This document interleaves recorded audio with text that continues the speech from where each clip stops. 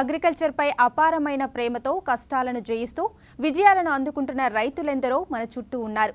నేల తల్లిపై ప్రేమతో సాగుకు కొత్త నిర్వచనాలు చెప్పే అన్నదాతల విజయగాథలు అందరికీ స్ఫూర్తిదాయకం. అలాంటి అసాధారణ కథనాల సాగుబడి స్టార్ రైతులోకి స్వాగతం.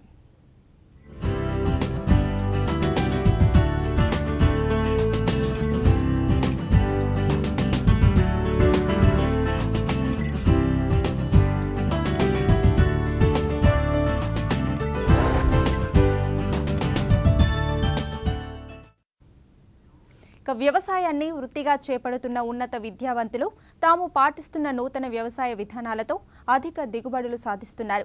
తాము చక్కటి ఉపాధి పొందడమే కాకుండా ఎంతో మందికి ప్రత్యక్షంగా పరోక్షంగా ఉపాధి చూపించగలుగుతున్నారు. కష్టమనిపించే వ్యవసాయాన్ని ఇష్టంగా మార్చుకొని అందులో తమదైన ముద్రతో సాగుతూ కొత్త ఆలోచనలకు కేంద్ర బిందువులవుతున్నారు. కూరగాయల సాగును భారీ స్థాయిలో చేపట్టిన ఓ సివిల్ ఇంజనీర్ సాగు ముచ్చట్లే ఈ వారం సాగుబడి స్టార్ రైతు. మానవ జీవితం, మానవ విజయం అవినాభావ సంబంధం. విజయం కోసం విజ్ఞానం, విజ్ఞానంతో హోదా, హోదాతో ఉన్నత స్థితి. ఇది సగటు మనిషి ఆలోచన. అందుకే విజయం ఎప్పుడూ ఒక సంకుచిత నిర్వచనంలోనే మిగిలిపోయింది. జీవితం ఒక మూసధోరణిలోనే కూరుకుపోయింది. ఒక సాఫ్ట్వేర్ ఇంజనీర్ కావడమో, ఒక కార్పొరేట్ హాస్పిటల్లో ఖరీదైన డాక్టర్ కావడమో, జీవితకాలపు భద్రతనిచ్చే ఒక ప్రభుత్వాధికారి కావడమో, సంపాదించుకోవడానికి రాజమార్గమైన రాజకీయ నాయకుడు కావడమో, ఇవి మన సమాజం విజయానికిచ్చే సర్వసాధారణమైన నిర్వచనాలు, ప్రామాణికతలు. మన విలువైన కాలమంతా వీటి కోసం వెంపర్లాటలోనే గడిచిపోతోంది. సమాజంలో వైఫల్యమెప్పుడూ అమానవీయ దృక్పథంతో అంచనా వేయబడే ఒక స్థితి గతిగానే మిగిలిపోతోంది. మనం చూడం కానీ, మనకు అర్థం చేసుకునే శక్తి లేదు కానీ, విజయం చాలాసార్లు చాలా కొత్తగా నిర్వచించబడుతుంది. అసలు విజయం కోసం చేసే ప్రయాణం ముందే ఏర్పరిచిన ఒక దారిలో సాగిపోవాలని ఏమీ లేదు. పయనానికి మార్గం వేసే ప్రతివాడూ ఒక విజేతే. ఆ మార్గంలో ఆచరణాత్మకంగా పయనించిన వాడు చరిత్ర పుటల్లో ఒక కొత్త పాఠంగా నిలిచిపోతాడు. అలా ఈ యువత కాంక్షించే విజయాన్ని కొత్త కోణంలో ఆవిష్కరించిన ఈ యువ రైతు మన కళ్ల ముందు సరికొత్త ప్రపంచాన్ని నిలుపుతున్నాడు. నలుగురికి స్ఫూర్తిగా నిలబడుతున్నాడు.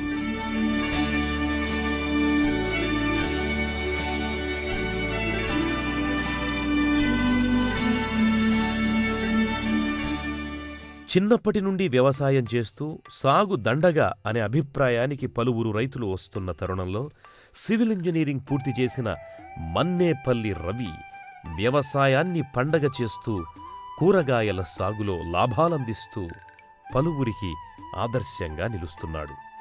1993లో బీటెక్ పూర్తి చేసిన రవి 2 ఏళ్లపాటు సివిల్ సర్వీసెస్కు కూడా ప్రిపేర్ అయ్యాడు. కానీ ఏదో అసంతృప్తి. ప్రభుత్వోద్యోగంలో ఒకరి కింద పనిచేయడం కంటే వ్యవసాయంలో స్వతంత్రంగా ఆత్మాభిమానంతో ఎందుకు జీవితంలో స్థిరపడకూడదు అనే ఆలోచనతో ఒక నిర్ణయానికొచ్చి పొలం బాట పట్టారు. మొదట వ్యవసాయ యూనివర్సిటీలు తిరిగి మేలు రకాల కూరగాయలు సాగు చేసేందుకు సాంకేతిక పద్ధతుల్ని తెలుసుకున్నారు. తొలుత 5 ఎకరాలలో కూరగాయల సాగును ప్రారంభించారు. నేను ఇంజనీరింగ్ చదువుకొని సివిల్ సర్వీసెస్కి ప్రిపేర్ అవుతున్న టైంలో కొంతమంది ఆల్రెడీ సెలెక్ట్ అయ్యి జాబ్ చేస్తున్న ఫ్రెండ్స్ తోటి ఇంటరాక్ట్ అయిన తర్వాత ఈ ప్రొఫెషన్లో పెద్ద సాటిస్ఫాక్షన్ లేదు, బయట కనపడ్డంత ఫ్యాన్సీగా లోపట లేదు, రకరకాల ప్రెజర్స్, మనం ఏమి చేయొద్దనుకుంటున్నామో అది చేయాల్సి వస్తుంది, మనం ఏం చేయాలనుకుంటున్నామో అది చేయలేము అనేటటువంటి నిర్లిప్తతతో వాళ్ళు ఉన్నది గమనించి మనం దీనికన్నా ఏదన్నా వినూతనంగా ఏదన్నా చేద్దాము అనే ఉద్దేశంతో ఆలోచించి, ప్లస్ నేను వ్యవసాయ కుటుంబం నుంచి రావటం వలన, ప్లస్ మా సరౌండింగ్స్ ఫార్మర్స్ వాళ్ళ ఒపీనియన్స్ ఇవన్నీ తెలుసుకున్న తర్వాత వ్యవసాయ రంగంలో మనం కొత్త విధానాన్ని, ఈ రోజున ఎవరు భారతదేశంలో రైతులు కొత్త విధానాలను పెద్దగా అవలంబించట్లేదు. మనం కొత్త విధానాలని అవలంబించి మనం వ్యవసాయం అనేది అన్నిటికన్నా లాభసాటి వృత్తి, లాభసాటి వ్యాపారము అని ప్రూవ్ చేయగలిగితే అది నాకుగా నేను ఇండిపెండెంట్గా ఉండొచ్చు, నేను ఏం చేయాలనుకుంటున్నా అది చేయొచ్చు, ఏం చేయొద్దు అనుకుంటున్నా అది చేయకుండా ఉండొచ్చు. ప్లస్ నా తోటి రైతులకి సమాజానికి మేలు చేసిన వాడిని అవుతాననే ఉద్దేశంతో ఈ వృత్తిని ఎంచుకున్నాను. ఈ వృత్తిని ఎంచుకొని ఇప్పుడు నేను 40 ఎకరాల్లో కూరగాయల సాగు చేస్తున్నాను. ఆల్మోస్ట్ అన్ని రకాల ఆధునిక పద్ధతుల్ని నేను అవలంబిస్తున్నాను. ఎన్నో దేశాలు తిరుగుతూ ఉంటాను, అక్కడ కొత్త పద్ధతులు తెలుసుకుంటూ ఉంటాను. దేశంలో రకరకాల ఏరియాలు ఇప్పుడు రెగ్యులర్గా విజిట్ చేస్తూ ఉంటాను. అక్కడ వాళ్ళు అవలంబించే కొత్త పద్ధతుల్ని నేను ఇక్కడ అడాప్ట్ చేయడానికి చూస్తూ ఉంటాను. మూస వ్యవసాయంతో సతమతమవుతోన్న రైతుకు కూరగాయల సాగు వంటి ప్రత్యామ్నాయ పంటలు కొంతవరకు మేలు చేస్తాయని చాలామంది రైతుల అనుభవంలో తేలింది. ఇదే నమ్మకంతో కూరగాయల సాగును పూర్తిస్థాయి వ్యాపారాత్మకంగా మార్చిన రవి బెండ ప్రయోజనకరమని అనుభవపూర్వకంగా చెబుతారు. మేము 1 ఎకరంన్నరలో బెండ సాగు చేశాము. లక్కీ అనే వెరైటీ సాగు చేశాము. ఇది సుమారుగా మాకు ఇప్పటికి 13 టన్నుల వరకు దిగుబడి వచ్చింది. ఇంకొక 5 టన్నుల వరకు దిగుబడి రావడానికి అవకాశం ఉంది. ఇప్పుడు యావరేజ్న హోల్సేల్ రేటు 15 రూపాయల వరకు నడుస్తుంది. అంటే 20 రూపాయల నుంచి స్టార్ట్ చేసాము మేము. ఇప్పుడు 15 రూపాయలు హోల్సేల్ రేట్ నడుస్తుంది.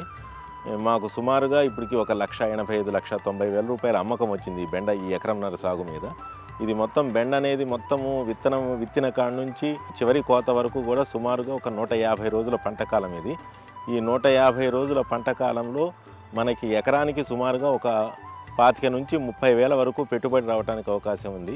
బెండ కోత కొద్దిగా కష్టం. ఆ బెండ కోతని కొద్దిగా లేబర్ని మనం మేనేజ్ చేసుకోగలిగితే ఇది సంవత్సరం మొత్తం కూడా ఎప్పుడూ డిమాండ్లో ఉండేటటువంటి రకం. ఇది సంవత్సరం మొత్తం కూడా ఎప్పుడూ రేట్ ఉంటుంది ఈ బెండకి. అది అడ్వాంటేజ్ బెండతోటి. కొద్ది ఈ కోతకి మేము గ్లౌజెస్ అవి వాడుతున్నాము. ఆ గ్లౌజెస్ అవి వాడటం వల్ల కొంతవరకు ఈ బెండ సాగుని మేము సక్సెస్ఫుల్గా చేయగలుగుతున్నాం.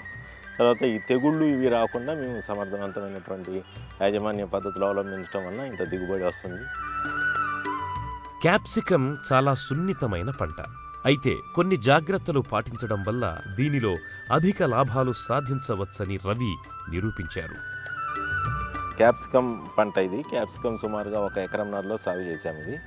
ఇది 7 నుంచి 8 నెలల పంట కాలం. ఇది మొత్తం కూడా ఎకరానికి వచ్చేసి సుమారుగా 20 నుంచి 25 టన్నుల దిగుబడిని మేము ఎక్స్పెక్ట్ చేస్తున్నాము. ఇది మేము ఓపెన్ ఫీల్డ్ కండిషన్లో వేయటం వలన కొద్దిగా కాయ క్వాలిటీ తక్కువను కొద్దిగా దిగుబడి తక్కువ రావడానికి అవకాశం ఉంది. ఇదే పాలీ హౌస్లో వేసినట్లయితే ఇది 60 నుంచి 70 టన్నులు కూడా దిగటానికి అవకాశం ఉంది. ఇప్పుడు మాకు వచ్చేసి యావరేజ్న 15 నుంచి 20 రూపాయలు కేజీ హోల్సేల్ రేట్ పడుతుంది. ఇప్పుడు ఒక 20 టన్నులు అంటే ఎకరానికి సుమారుగా ఒక 3 లక్షల వరకు సేల్ రావడానికి అవకాశం ఉంది. దీంట్లో ఇది 8 నుంచి 9 నెలల పంట కాలము 1 లక్ష నుంచి 1,50,000 వరకు ఖర్చు రావడానికి అవకాశం ఉంది. అంటే మనకి 8-9 నెలల పంట కాలంలో ఎకరానికి సుమారుగా 1,50,000 వరకు ఆదాయం రావడానికి అవకాశం ఉంది. ఈ క్యాప్సికం పంట కొద్దిగా సున్నితమైన పంట. ఇది ఏంటంటే బాగా త్రిప్స్, మైట్స్, ఆకుముడత పురుగు, నల్లి ఇవి బాగా ఆశించడానికి అవకాశం ఉంది. బాగా సున్నితమైన పంట. కొద్దిగా ఆ విషయాల్లో కొద్దిగా జాగ్రత్త తీసుకోవాలి ఈ క్యాప్సికం. 10 ఎకరాల్లో 3 రకాల మిరప పంటలు వేశారు. మార్కెట్ అవసరాలకు అనుగుణంగా దీని ఎగుమతులు జరుపుతూ మిర్చిని లాభాల పంటగా మార్చారు. మేము మొత్తం 10 ఎకరాల్లో మిర్చి వేసామండి. ఈ 10 ఎకరాల్లో 4 ఎకరాలు ఎండుమిర్చి కోసం వేసాము. మిగతా 6 ఎకరాలు పచ్చిమిర్చి కోసం వేసాము. ఈ 6 ఎకరాల్లో 4 ఎకరాలు ఇది కూరమిర్చి, ఎకరంన్నర నుంచి 2 ఎకరాల వరకు క్యాప్సికం వేసాము. ఈ 4 ఎకరాల పచ్చిమిర్చిలో కూడా మేము 8 నుంచి 10 రకాలు వేసాము మొత్తం కూడా. దీంట్లో బజ్జీకాయకు పనికొచ్చేవి ఉన్నాయి. బజ్జీలకి వేసేటటువంటి బజ్జీకాయ ఉంది. మామూలుగా కూరల్లో వేసే కూరమిర్చి ఉంది. తర్వాత పండు మిర్చి పచ్చళ్ళకు అమ్మేటటువంటి రకాలు ఉన్నాయి కొన్ని. మాకు విజయవాడ లాంటి మార్కెట్లో పెద్ద మిర్చికి మంచి డిమాండ్ ఉంది కాబట్టి ఆ పెద్ద మిర్చిని కూడా వేసాము. రేట్ వచ్చేసరికి సుమారుగా 10 నుంచి 15 రూపాయలు హోల్సేల్ రేట్ పట్టడానికి అవకాశం ఉంది. అండ్ దిగుబడి వచ్చేసరికి 300 నుంచి 400 క్వింటాల పచ్చిమిర్చి దిగుబడి రావడానికి అవకాశం ఉంది. మిర్చి పంటలో మాకు మంచి అనుభవం ఉంది కాబట్టి చాలా డిసీజ్ ఫ్రీ తోటి మేము మెయింటైన్ చేయగలుగుతాము. దీనికి కొద్దిగా త్రిప్స్ అండ్ మైట్స్ ఎక్కువ రావడానికి అవకాశం ఉంది. ఇది వచ్చేసి ఎకరానికి వచ్చేసి సుమారుగా 1,00,000 నుంచి 1,50,000 వరకు ఖర్చు రావడానికి అవకాశం ఉంది. 300 క్వింటాలు వేసుకున్నా సరే మనం యావరేజ్ అయిన ఈల్డ్ కేజీ రేట్ వచ్చేసి 10 రూపాయలు హోల్సేల్ రేట్ వేసుకున్నా సరే 3 లక్షల వరకు మనకి అమ్మకం రావడానికి అవకాశం ఉంది. 1,00,000 నుంచి 1,25,000 ఖర్చు వచ్చినట్లయితే సుమారుగా 1,75,000 వరకు 8 నెలల పంట కాలం ఇది. ఈ 8 నెలల పంట కాలంలో 1,75,000 వరకు మనకు ఆదాయం రావడానికి అవకాశం ఉంది. రేటు విషయంలో స్థిరత్వం లేకపోయినా దిగుబడి ఎక్కువగా ఉంటే కూరగాయల పంటలో లాభాలుంటాయనేది రవి నమ్మకం. కాలీఫ్లవర్ పంట వర్షాభావ పరిస్థితులను తట్టుకుంటుందని, కూరగాయల రైతులకు ఇది కొంతవరకు లాభదాయకమేనని అంటారు. ఇది క్యాలీఫ్లవర్ పంట అండి. ఈ క్యాలీఫ్లవర్ పంట ఇప్పుడు మా దాంట్లో ఒక 2 ఎకరాల వరకు ఉంది. ఇంతకుముందు ఒక 2 ఎకరాలు అయిపోయింది. ఇప్పుడు ఒక 2 ఎకరాల్లో కోతకు రెడీగా ఉంది. ఇది ఇంకా ఒక 15-20 రోజుల్లో కోతకి రెడీ అవుతుంది. ఇది ఏంటంటే ఎకరానికి సుమారుగా 16 నుంచి 18 వేల మొక్కలు పడతాయి. మనకి ఇది కొద్దిగా పెద్ద పువ్వు వచ్చేటటువంటి రకం. ఇది కొద్దిగా మధ్యస్థ కాల పరిమితి ఉన్నటువంటి రకం. ఇది సుమారుగా 80 నుంచి 85 రోజుల పంట కాలం మొత్తము కూడా.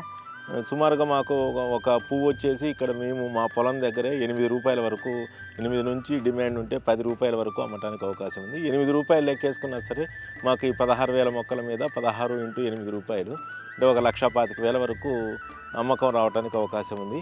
ఖర్చు పరంగా చూస్తే ఈ క్యాలీఫ్లవర్ పంట అనేది చాలా తేలిక పంట. దీనికి తెగుళ్ళు రావు, ముఖ్యంగా వైరస్లు రావు. దీనికల్లా ఒకే ఒక సమస్య ఏంటంటే పురుగు రావడానికి అవకాశం ఉంది. మనం సస్యరక్షణ విత్తనానికి, సస్యరక్షణకి, తర్వాత మందులకి అన్నిటికీ కూడా ఎకరానికి 10 నుంచి 15 వేలు, బాగా ఎక్కువ పెట్టినా సరే 20,000 కన్నా ఎక్కువ అవసరం లేదు దీనికి.